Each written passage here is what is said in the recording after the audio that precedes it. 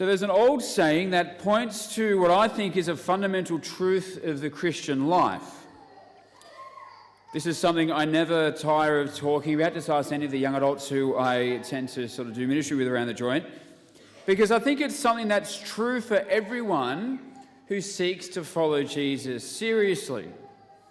That when we embark on the Christian life, what happens is the devil realizes that the old tricks of making us just doing sin after sin after sin doesn't really work.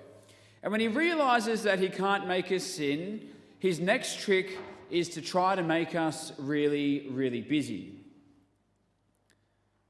And I think it's true that we can all find ourselves living busy, hurried lives, rushing from one thing to the next, usually all good things, and in doing so, before we realize it, we've lost the capacity for and have become strangers to silence, prayer, peace, and even ourselves. There's a quote from John Ortberg that really captures this well. He says that for many of us, the great danger is not that we'll renounce our faith, it's that we will become so distracted and rushed and preoccupied that we'll settle for a mediocre version of it. We will just skim our lives instead of actually living them. Over the next 5 weeks, as we enter into our Connect series as a parish, we're going to break open this theme, Unhurried, learning the pace of Jesus. We want to explore what it would look like and what does it mean to be unhurried disciples. How can we live the unhurried way of Jesus? To do that, we're going to be breaking open the readings each week, as well as drawing on wisdom from this book. It's called The Ruthless Elimination of Hurry. It's by a guy called John Mark Comer. It's a fantastic book. So we're going to use this to guide us along our journey ahead. So before we jump right in, we first need to look at hurry itself. Dallas Willard once said that hurry is the great enemy of the spiritual life. Why? Well, it's not just because it makes us tired, but because it distracts us. It takes away from the attention and the love that discipleship requires.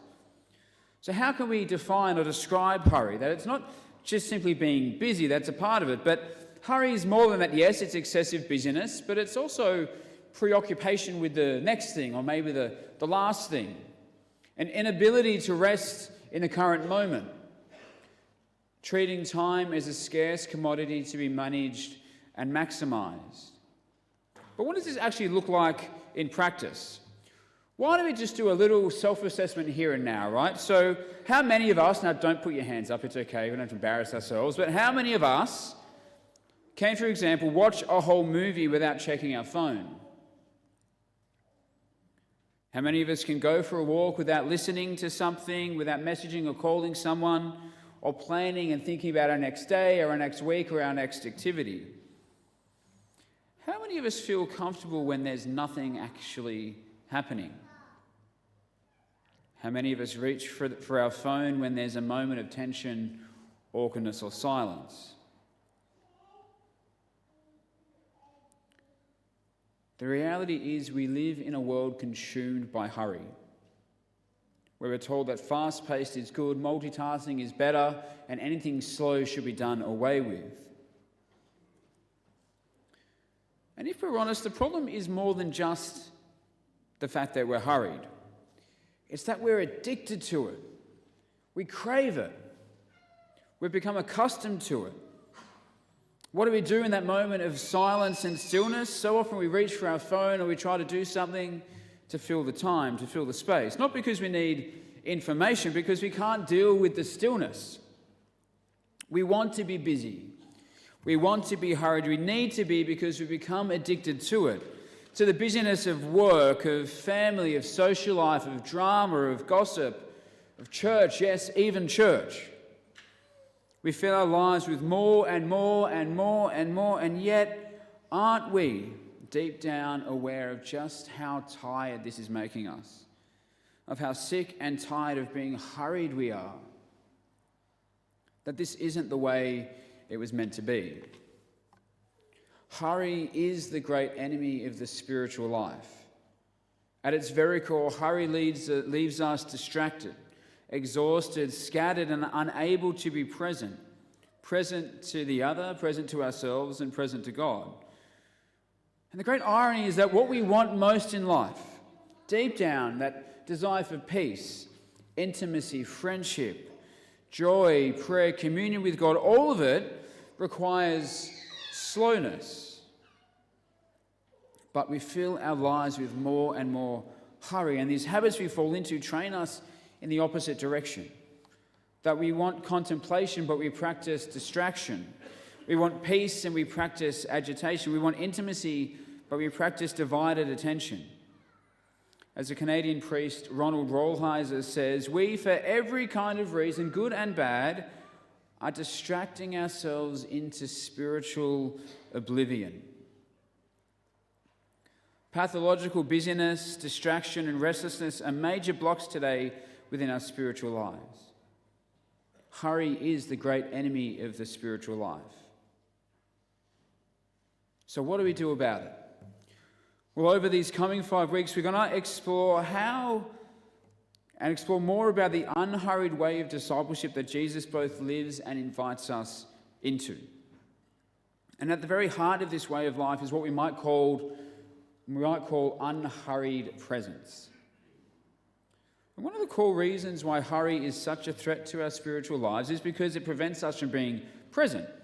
It doesn't only exhaust us, but it makes us absent. It pulls us away from the present moment, into the past, into the future, or into just other places that are occupying our mind. That hurry in our relationship with God leaves our prayer hurried and distracted and functional. In our relationship with others, it leaves us physically present but emotionally unavailable. And it leaves us unaware of our own fears, desires, exhaustion, and even our own wounds. Yet this hurry is the antithesis of what we're made for. Because we're made for relationship. That the entire story of salvation is the story of a God who longs to be present to his people and with his people.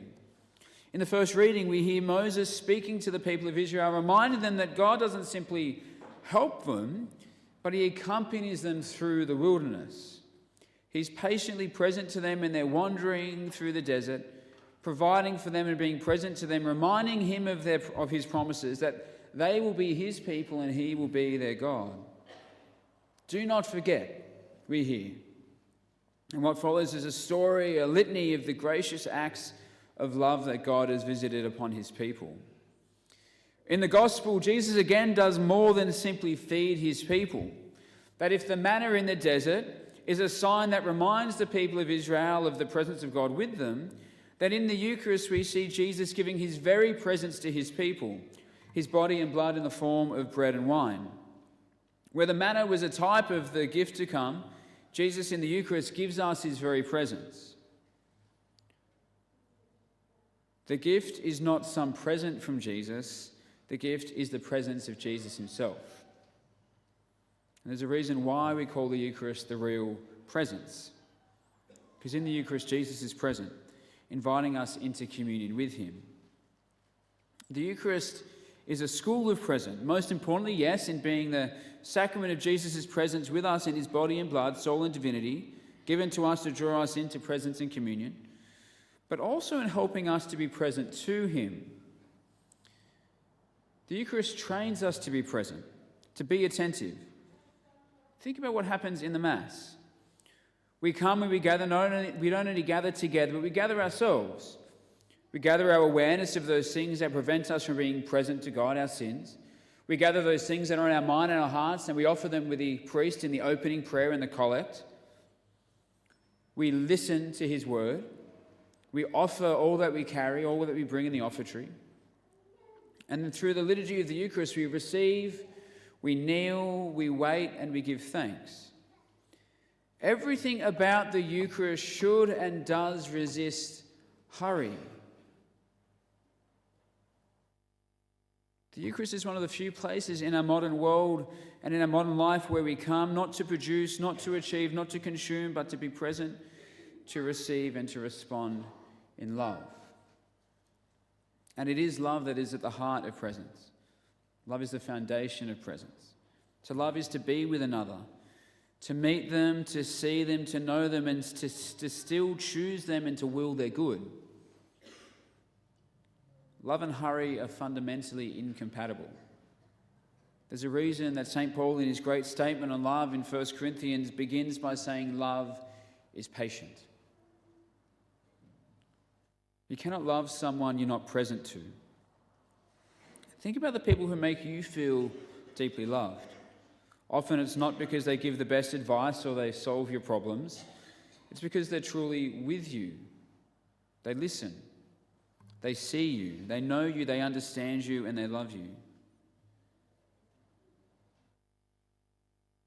The Eucharist reminds us that God is not in a hurry. He simply wants to be present to us, to give himself to us in love. The Eucharist is a sacrament of God's undivided attention and presence with us. He waits, he abides, he remains, he is present.